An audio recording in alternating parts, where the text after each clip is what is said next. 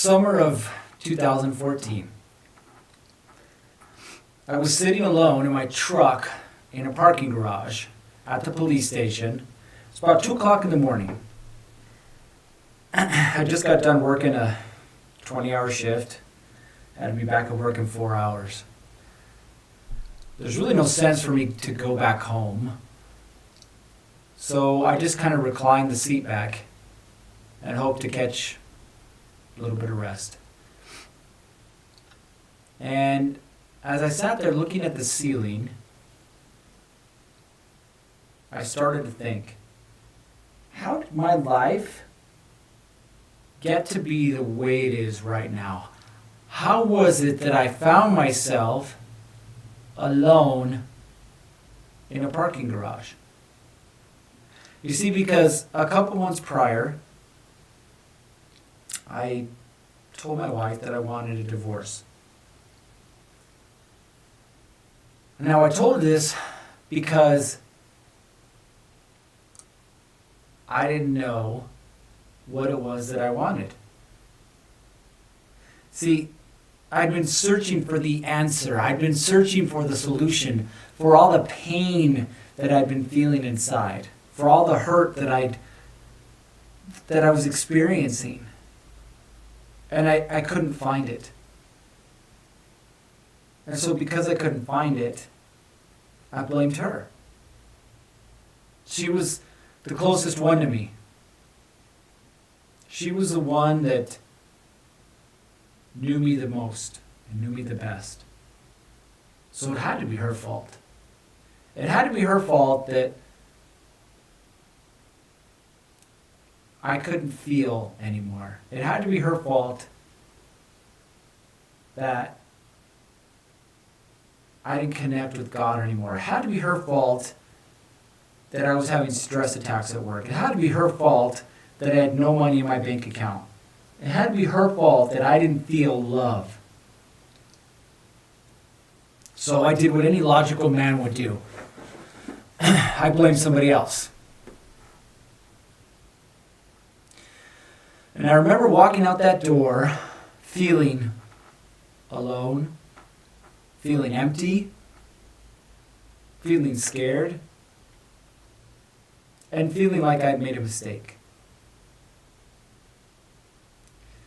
You see, because at that point, we'd been married almost 15 years. In 15 years, I had alienated myself from my family. In 15 years, I had destroyed my body, destroyed my connection with God. In 15 years, I didn't know who I was anymore. And so there I was, sitting in my truck in this parking garage, staring at the ceiling, asking why? Why me? Why am I here? Why am I going through this? Why can't I figure it out? Why am I not feeling anything? Why am I so alone? And I didn't know where to find the answer. See, I'd been fighting against her, fighting against my family, fighting against everyone and everything that I could find. Because I thought that was the only way. See, real men, police officers, first responders, military guys, they don't show emotions. Real men don't admit that they're wrong.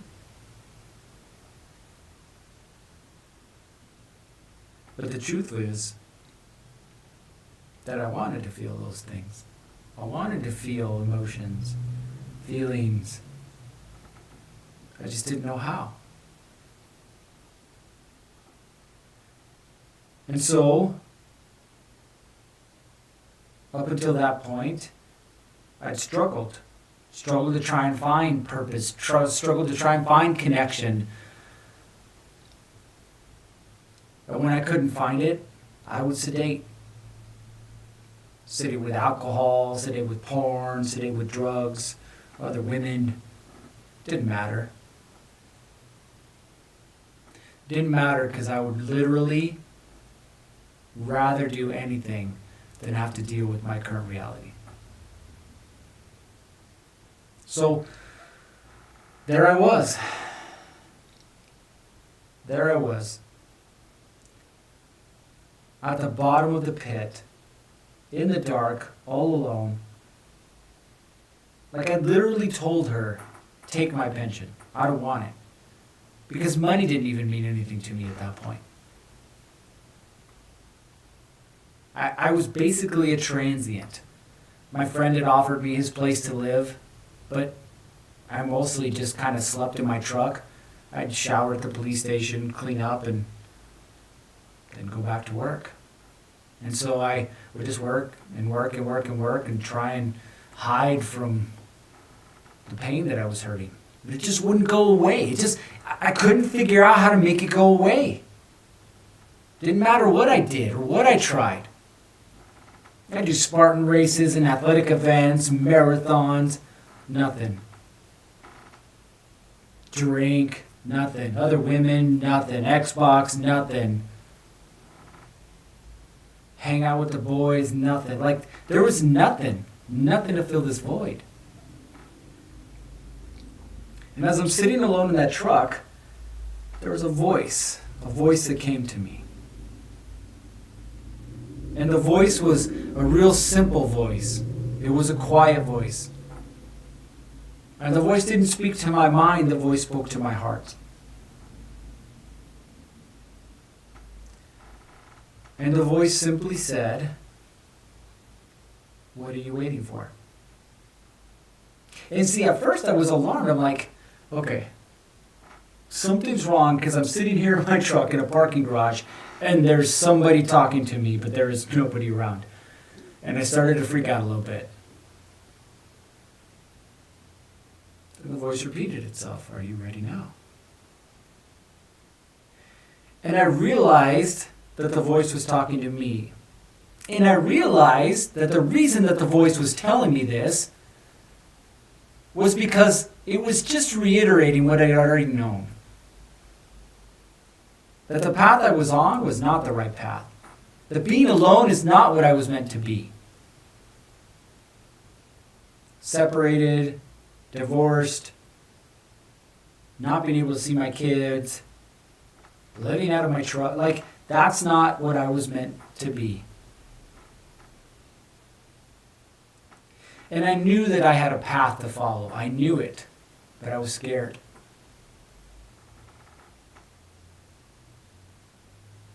Because I didn't know where the path would lead me.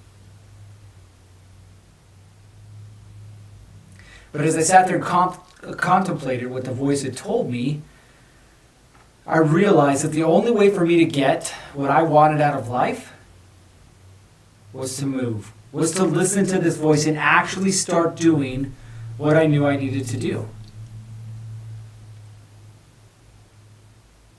My brother, I know where you're at right now. Because I was there. That was me. But see, today, things are different. Today, I'm connected with my wife and my kids. Today, I have daily conversations with God. Today, when I go and I work out, there's a purpose behind it. It's not to relieve stress. It's not to channel anger. Like, there is literally a purpose behind it. Today, I know how to make and keep money. That it's not just a concept. That I'm not here to collect paycheck to paycheck to paycheck to paycheck. Oh yeah, one day you're going to die. There's so much more to life. And I know that now because I've discovered that path out. I get home and my children are no longer scared of me. See, because what used to happen is my children didn't know, okay, which dad is going to show up? Are we going to get the dad that's pissed off and angry and is going to yell and scream at us and make us cry? Or is the dad that wants to play with us and hug us? Like, which dad's going to show up? Like, I remember showing up at my house, wanting to hug my kids and seeing this, like, fearful look in their eyes. Like, okay, which one is it? Which one is it? I don't know. Okay, don't move. Don't make him mad. Don't make him mad. Like, Could you imagine your kids being like that? Could you imagine, like, your wife not even wanting to talk to you anymore? That's where I was at. See, but where I'm at now, like, literally, I can tell my wife anything, good, bad, like, it doesn't matter. When I'm scared, when I'm happy, when I'm sad, when I'm excited, like everything, and we talk about it. And that connection that I always wanted is there. That partner, that person that no matter what happens on the outside, she's there for me. I know that's what you want. I know that you're trying to get away from the chaos and the uncertainty that you feel in your life, in your personal life. So you go to work and you feel like, oh, I'm Superman. And you get home and you feel like a piece of shit. You do. I know. See, we all go through something called the hero complex. And this hero complex, if you're not careful, will literally kill you. We get trapped in this mentality that we're the saviors, right? We're called to be the guardians of society.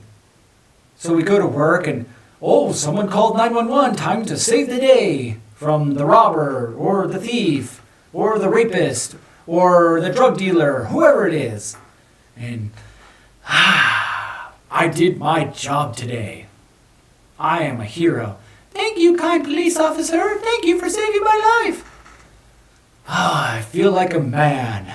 And you go home, and guess what? You open the door to a screaming baby, to a wife who starts yelling at you because your 2-year-old threw up all over the carpet, and she's been trying to clean it up while the baby, who has a fever, won't stop screaming and crying. And so you go home expecting to be treated like a hero, and instead, you're just treated like dad, like a husband.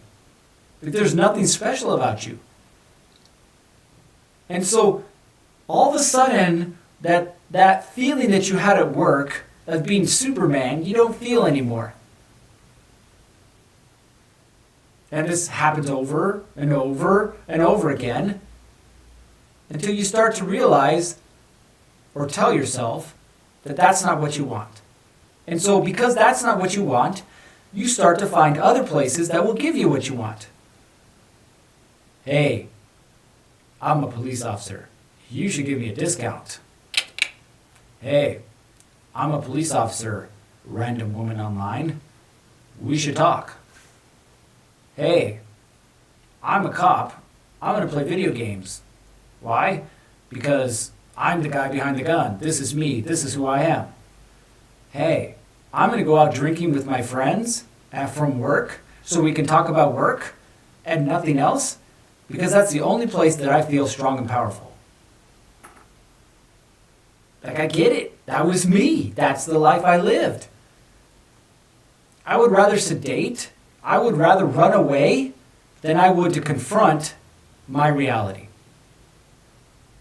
And because that was the pattern that I followed, my life started to deteriorate. I had more chaos and more uncertainty in my personal life. At work, I'm being nominated for Officer of the Year. And at home, I'm telling my wife I want a divorce. Yeah, try and put those two together. See, it wasn't working. And I get it. You're going through the same thing. It may be your relationship, it may be your body, it may be your bank account, it may be God, it may be some, it may be all. But at some point, you know that what I'm talking about is the truth. There's no way around it. So the question is, how did I get from this broken, alone, sedated man to a man who's connected and feeling powerful in all areas of his life. To a man who has his kids running up to him, wanting to spend time with him. To a man who can't wait to get home so he can tell his wife how much he loves her. See, it's possible. I figured out how to take all these tactics, these tools, these skills that you learned as a police officer, as a first responder, as a military man, combine it with something called the Warrior's Way, and then all of a sudden, life starts to make sense again. All of a sudden, there's a purpose behind what you're doing. All of a sudden, all the situational awareness and command presence and everything else that you learned makes sense.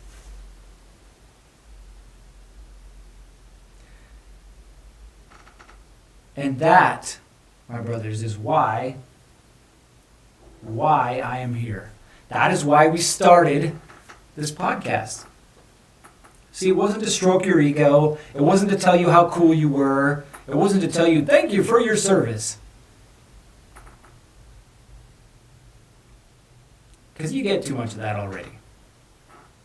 It wasn't to tell you that I hate you, that you're all racist, that I wish you were all dead. Because you get too much of that already. The purpose of this podcast is simple. It is to awaken you. Awaken you to your true purpose. Awaken you to your true power. Show you, not tell you, show you how is it that you can get what you want out of life. Show you how you determine the quality of your life. Show you how you can take what's not working and make it work. So my commitment to you is simple. This is going to be a weekly dose of reality. We're going to talk about my experiences. We're going to sprinkle in this warrior's way, this science of having it all. And we're going to teach you how to take the steps to get what it is that you want. That's it. This is the no bullshit. I'm not a shrink. I'm not here to tell you that, it's all fairies and rainbows and glitter and hearts. But I'm going to tell you that it's a pretty simple process to follow. It's not easy, but it's a simple process. I want to show you through my life what's possible in yours. So every Tuesday, we're going to have a conversation. Sometimes we'll have guests, sometimes we won't. But we're going to talk about a concept every Tuesday. Some concept of this warrior's way, how it applies to your experience as a first responder, military man, police officer, yes, even you firefighters, and how you can apply it to your life. Daily tools. Tactical Tuesday. How about that? That sounds pretty good, doesn't it? We all like tactical gear. I don't have any tactical gear on right now. Sorry, man. And no, I won't be giving away guns or holsters or anything cool like that. Because I don't have any extras to give away. All right. Well, that is it for today. So, gentlemen, I will leave you with this. The foundation. And we'll talk about this next time. But the foundation of everything that you do is something that you avoid in your personal life. You seek after it in your professional life, and you avoid it in your personal life. That, my brothers, is the truth. This simple concept of the truth. You interrogate someone, you want them to tell you the truth. You arrest someone, you want them to tell you the truth. You're dealing with someone with a medical issue, you just want them to tell you the truth. Yet you go home and you're a liar. You're a liar. And I get it. Like, check this out. So I spent quite a few years of my life in my professional career working undercover. And so think about this. At work, I'm getting paid to act like a bad guy to take care of the good guys. But at home, I'm pretending to be a good guy when I'm actually a bad guy destroying my family. Like, how does that work? I don't know, but I was doing it. Because I couldn't tell the truth. I couldn't tell my wife how I really felt about her. I couldn't tell my kids that I really didn't know how to be a dad. I couldn't tell anybody the issues that I was having with my body.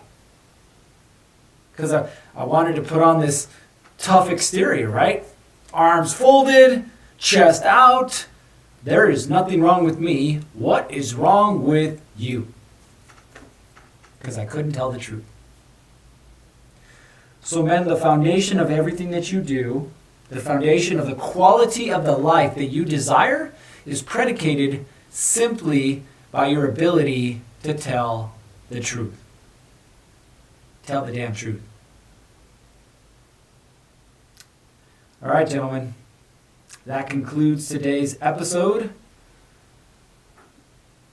Make sure that you stay tuned for what's coming up, because we're going to have some really cool content. And we're going to dive into this concept of the truth. Until then, my brothers, stay safe. And we'll see you on the next one.